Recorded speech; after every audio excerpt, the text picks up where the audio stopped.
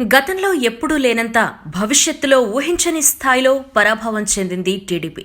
గెలుపోటములు పక్కన పెడితే టీడీపీ ఇంత దారుణంగా ఓడిపోయే పరిస్థితులు క్షేత్రస్థాయిలో లేవు. కానీ ఏం జరిగిందో దేవుడికే ఎరుక అన్నట్టు మారింది పరిస్థితి.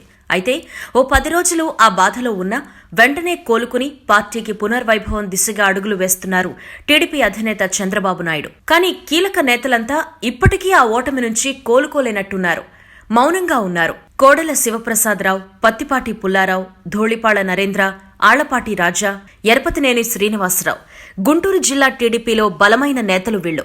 తొలి నుంచి టీడీపీలో ఉన్నారు. గెలుపోటములతో సంబంధం లేకుండా టీడీపీ వాయిస్ ను బలంగా వినిపించేవాళ్లు. ఈ ఎన్నికల్లో ఓడిపోయాక మాత్రం సైలెంట్ గా ఉండిపోయారు.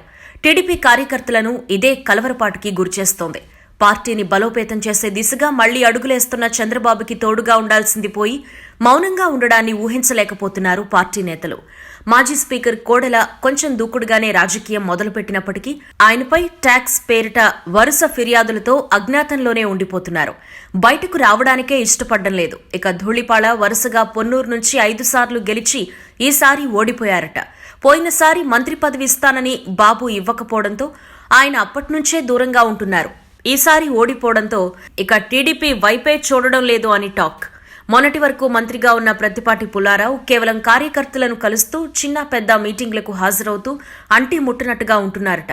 తెనాలి మాజీ ఎమ్మెల్యే ఆళ్లపాటి రాజా పూర్తిగా మౌనంగా ఉంటూ పార్టీ కార్యక్రమాలకు దూరంగా ఉంటున్నారట.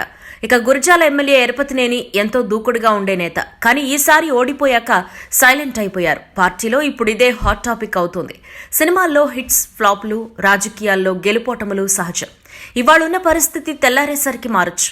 40 ఏళ్ల రాజకీయ అనుభవం ఉన్న చంద్రబాబు నాయుడికి ఇది తెలిసిన విషయమే. అందుకే ప్రజలకు అన్నీ ఇచ్చినా ఇలా ఎందుకు చేశారో అర్థం కాక ఆలోచనల్లో ఆరంభంలో మౌనంగా ఉండిపోయారు. కానీ పార్టీ నేతల్లో, కార్యకర్తల్లో ధైర్యం నింపి మునుపటి వైభవాన్ని తెచ్చేందుకు బరిలో దిగారు.